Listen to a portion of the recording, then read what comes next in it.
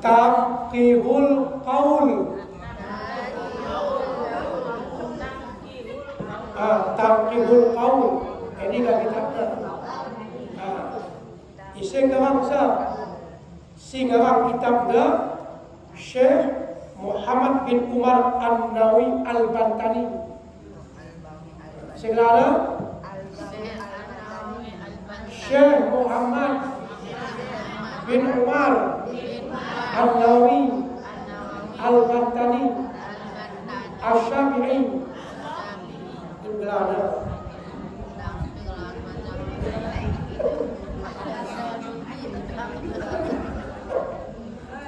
ini baca gelar kitab ini gelar pengarang mereka ajarkan dia pun sudah terima dapat dari aku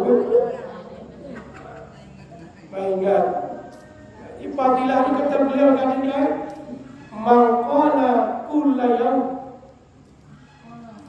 barang siapa berkata tiap-tiap hari baca kalimat la ilaha illallah Muhammadur Rasulullah mi'atan maratin, 100 kali baca kata Nabi, ja'a yaumul qiyamah, datang yang pagi hari kiamat, wa wajhu kal badri, wajahnya seperti bulan purnama. Ini kelebihan bagi bulan purnama malam ke-14 mutawar jadi goman tua kecil. Isya kini wajah tadi muslimban ke malaikat atau kelak pergi hari kiamat kepada orang-orang yang membaca 100 kali tiap hari kalimat la ilaha illallah Muhammadur Rasulullah. Dia amalan pakai wuduk ya. tidak pakai wuduk nak masalah ini. Pun sembahyang baca terus dah. Puluh dah, pun subuh baca dah.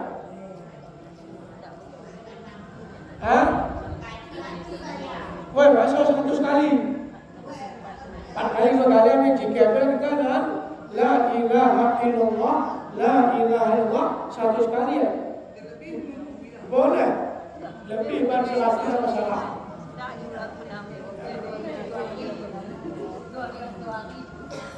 Ini berfadilah kelebihan kita jika la ilaha illallah Muhammad Rasul. Kayak kata Nabi hadis boleh kata sila afdalul zikri la ilaha illallah, bermula seafdal zikir la ilaha illallah. Kayak sebabnya la ilaha illallah dah yang ada termasuk seafdal zikir. Zikir banyak. Zikir subhanallah, baca Al-Quran termasuk zikir, la ilaha illallah subhanallah, alhamdulillah, baca selawat termasuk zikir ni.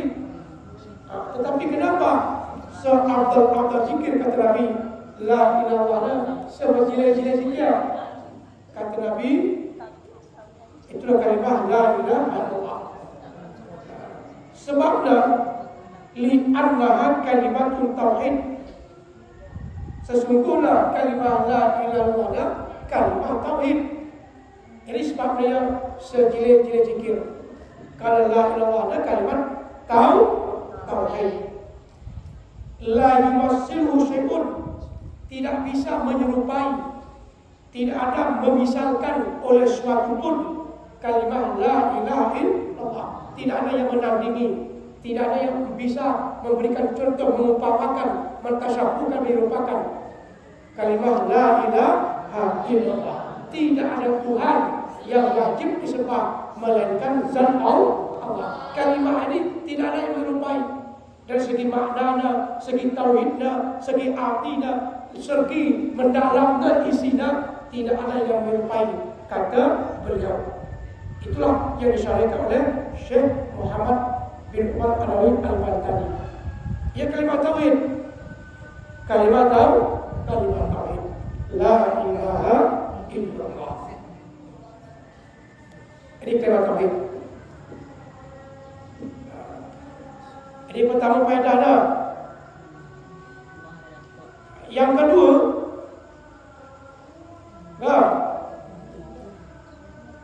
Yang kedua, orang yang mengatakan la ilaha illallah kalami, itu kalamku kata Allah. Jadi coba aku ini dah. Ini kalam Allah kan ini bukan kepala. Ini kalimat tauhid itu kalam Allah. Yang tertulis di kalamnya di Lauh Mahfuz Allah kalimat la ilaha illallah Muhammad Rasulullah. Ini pada kalimat ini kami pun dah tanggung-tanggung. Ya.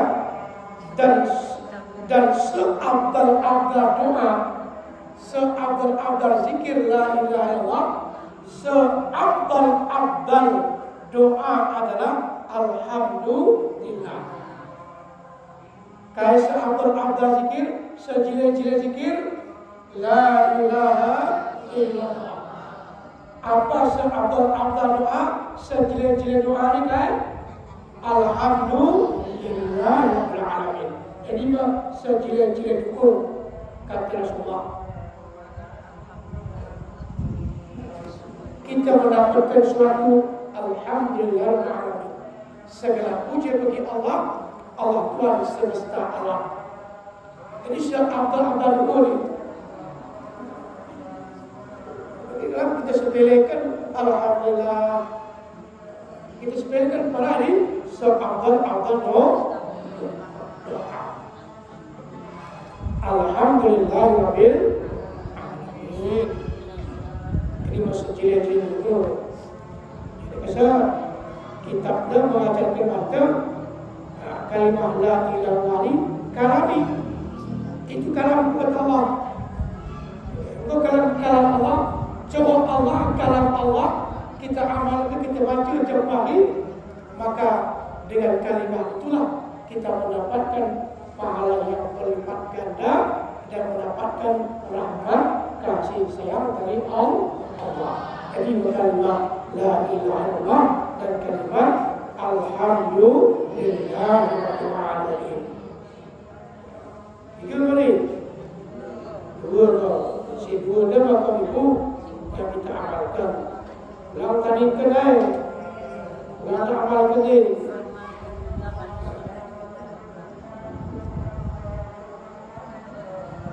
Ulang amalkan, tidak amalkan, ada pahala.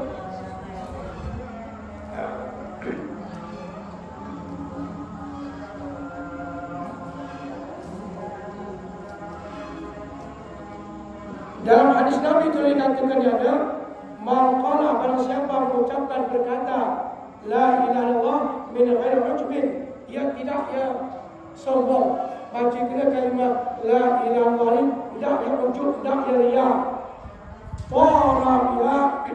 terbanglah dengannya oleh qail di bawah arsy Allah yang bertasbih besertanya. Dan kita baca kalimat la ilaha illallah satu burung yang terbang di bawah arsy Allah bertasbih bagi orang yang baca kalimat la ilaha illallah. Ada satu burung terbang ke atas di bawah arsy Allah ini, bertasbihnya, berzikirnya, dan tasbih jadi mengalir bagi orang yang baca kalimat la ilaha illallah.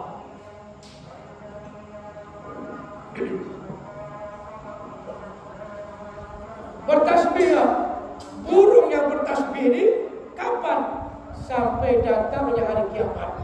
Malewan depan dari itu. Itulah orang yang berucap tapi ulang lihat. Ulang kita dipuji kala la ilaha illallah. Kaseket tegala atau kita, kaseket tegala kita zikir. Ulang yang ujub ani. Ulang yang kita takabur sombong. Ulang karena lihat. Maka terbanglah satu burung di bawah aras bertasbih kepada Allah sampai hari kiamat. Jadi menerima pahala bagi orang yang baca kalimat la ilaha illallah.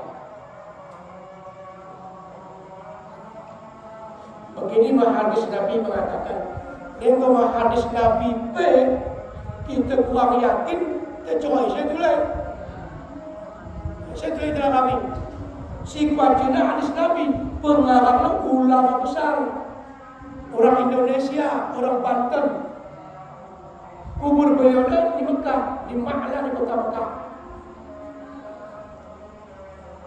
Ini benar yang ditulis oleh beliau. Maka seringlah kita berucap, seringlah kita berzikir kalimat la ilaha illallah. Ulang biar tidak ikhlas. Ulang biar kita dipandang kalah, puji kalah, kata kalah lillahi ta'ala. Ini beberapa hadis kuutarakan, kusampaikan pada kita tentang fadilah kalimat zikir la ilaha illallah, dan kalimatnya adalah kalimat tauhid yang tidak ada memisali, tidak ada yang bisa menandingi kalimat la ilaha illallah. Dengan kalimat ini kita mati, dengan kalimat itulah kita hidup dari dunia sampai akhirat.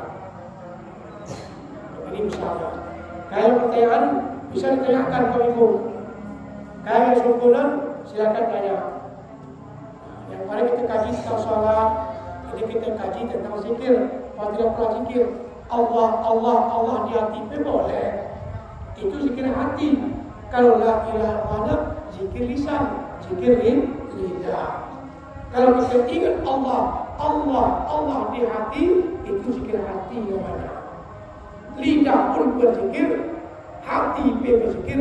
Alangkah nikmatnya, alangkah idealnya, alangkah baiknya seorang yang mukmin, seorang yang taat kepada Allah, seorang hamba Allah yang tidak melupakan Allah Subhanahu wa taala. Wazkurullaha zikran katsira. Ingatlah Allah itu banyak-banyak.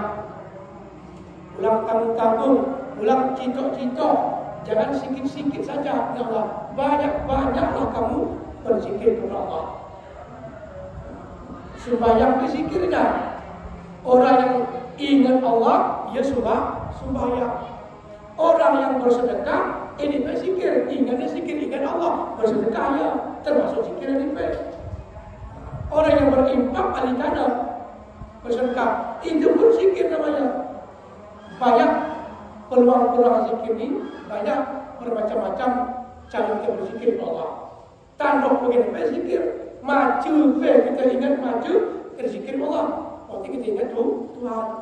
Kalau kita ingat Tuhan, ya tentu kita akan datang kehusuan, dasar hasil takutnya, datang rasa biasa, karena kita semuanya akan meninggal dunia.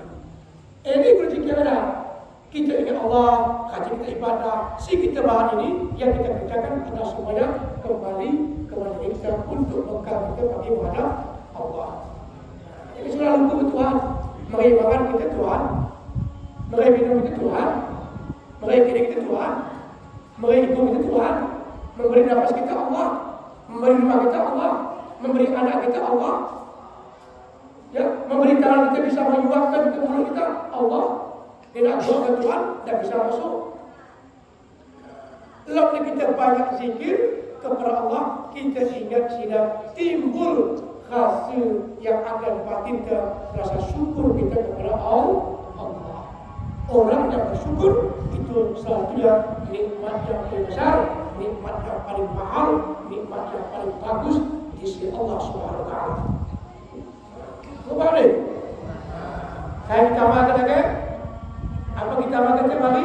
Kalimat la ilaha illallah Muhammadur Rasulullah. Atau kita baca la ilaha illallah, la ilaha illallah, la ilaha illallah.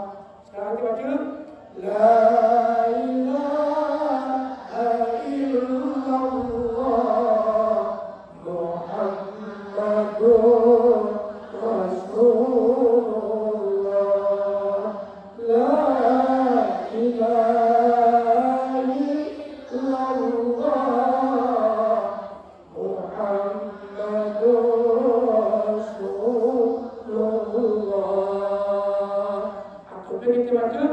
la ilaha